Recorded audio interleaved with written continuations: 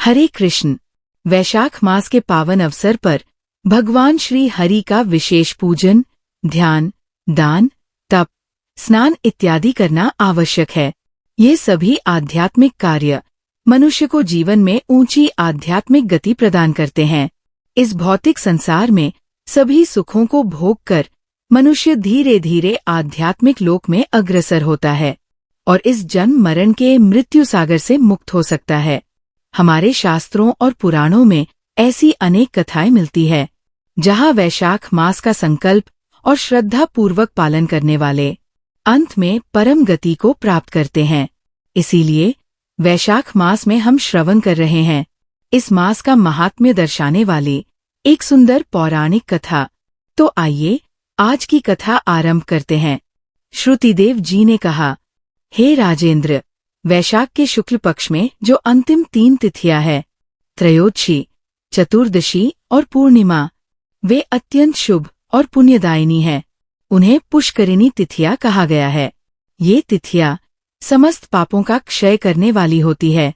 जो संपूर्ण वैशाख मास में स्नान नहीं कर पाता, वह यदि इन 3 तिथियों में स्नान कर ले तो उसे पूरे महीने का पुण्य फल प्राप्त होता है। पूर्वकाल में वैशाख मास की एकादशी को अमृत प्रकट हुआ, द्वादशी को भगवान विष्णु ने उसकी रक्षा की, त्रयोदशी को श्रीहरि ने देवताओं को सुधापान करवाया, चतुर्दशी को दैत्यों का संहार हुआ और पूर्णिमा को देवताओं को उनका साम्राज्य पुनः प्राप्त हुआ। तब संतुष्ट होकर देवताओं ने वरदान दिया कि वैशाख की ये 3 तिथियां मनुष्यों के पापों को हरने वाली और पुत्र पौत्रादि फल देने वाली होंगी। वैशाख मास में जो व्यक्ति लौकिक कामनाओं पर संयम करता है, वह निश्चय ही भगवान विष्णु का सायुज्य प्राप्त करता है।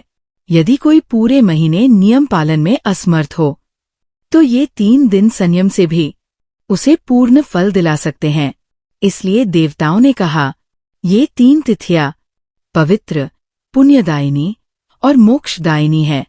जो व्यक्ति इन 3 दिनों में गीता का पाठ करता है, वह प्रतिदिन अश्वमेध यज्ञ के फल को प्राप्त करता है।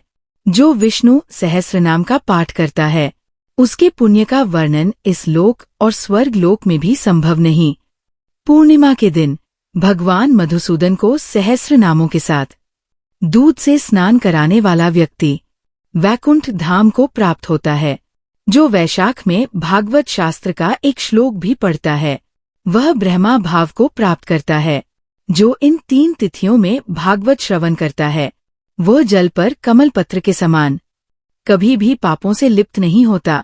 इन 3 तिथियों के कारण अनेक मनुष्य देवता बन गए, अनेक सिद्धि प्राप्त कर गए और कई ब्रह्मा स्वरूप हो गए। प्रयाग में मृत्यु या वैशाख मास में प्रातःकाल स्नान मोक्ष दिलाने वाला होता है। इसलिए इन 3 दिनों में स्नान, दान और भगवत पूजन अवश्य करें।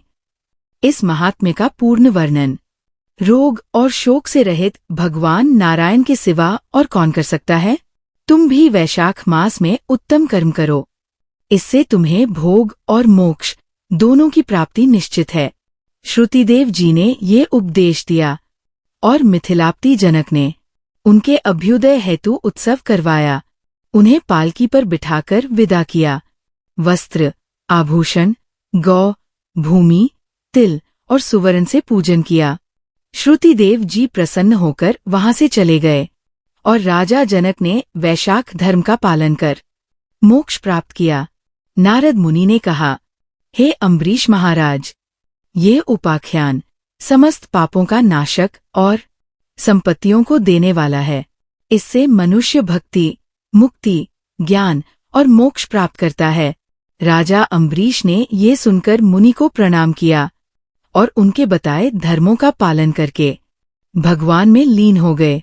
जो इस कथा को पढ़ता है या सुनता है, वह परम गति को प्राप्त करता है और जिनके घर में ये कथा लिखित रूप में रहती है, उनके हाथों में मुक्ति होती है।